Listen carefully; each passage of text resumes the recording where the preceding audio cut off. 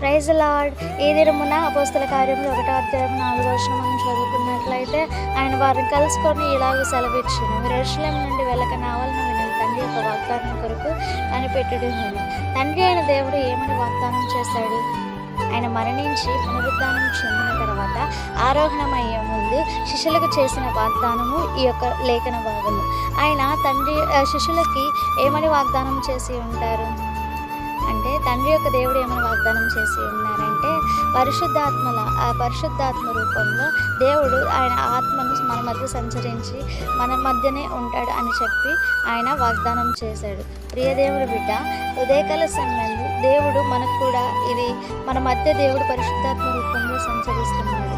మనము ఆయన కొరకు కనిపెట్టే వారముగా ఉన్నామా? ఆయనను కనిపెడుతూ ప్రార్థిస్తున్నామా? శిష్యులు ఆనాటి కాలంలోనే ఆయన కొరకు కనిపెట్టి వారై ఉండి కనిపెడుతూ వారు పరిశుద్ధాత్మతో నిండుకొని వాక్శక్తి పొందుకొని అన్య భాషలతో మాట్లాడసాగిరి. ఈ దినమున నీవు నేను ఆయన్ని కనిపెట్టేవారుగా ఉన్నామా?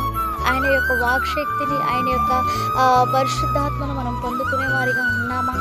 పరిశీలించుకుందాం. ప్రియ దేవుని బిడ్డ, ఈ దినం నుంచి మనము మన సమస్యల గురించి, మన వ్యవహారాల గురించి ప్రార్థించడమే కాకుండా ఆయన కొరకు కనిపెట్టే వారిగా మనం ఉన్నాము.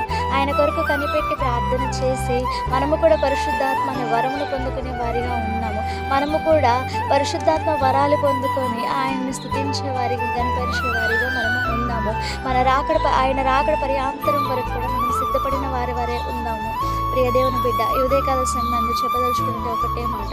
వారు ఎట్లా అయితే దేవుణ్ణి కనిపెట్టుకొని ఉండి వారందరూ పరిశుద్ధాత్మ పొందుకున్నారో, మనము కూడా మన దేవుడైన యెహోవాను కనిపెట్టుకొని ఉండి మనము కూడా పరిశుద్ధాత్మ వరములు పొందుకునే వారుగా ఉందాము.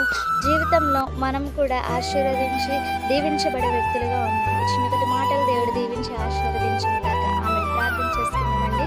పరిశుద్ధ ప్రేమగల తండ్రి, నీకే వందనాలు ప్రభా. మేము కూడా నీ యొక్క పరిశుద్ధాత్మ వరాలు పొందుకొని కనిపెట్టే బిడ్డలుగా ఉండడానికి సహాయం దయచేయమని ప్రార్థిస్తూ యేసే పరిశుద్ధులను ప్రార్థించి అడిగి వచ్చున్నాను తండ్రి. ఆమేన్. Praise the lord.